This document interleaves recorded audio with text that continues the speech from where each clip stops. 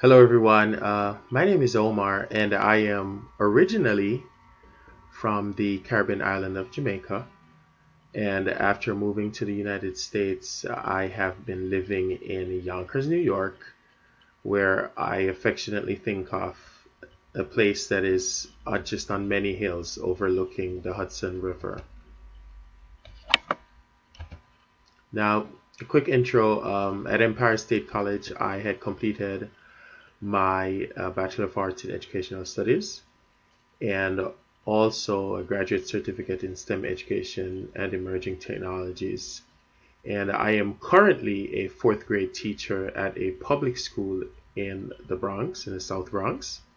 And but towards the end of this semester, I look forward to completing this MALET degree.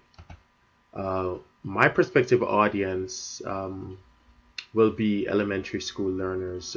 In this regard, I am thinking of developing my project for the learners with IEPs in an integrated co-teaching classroom. I think about this demographic because there's the need to provide them with learning opportunities that are differentiated while at the same time allowing them to experience individualized learning.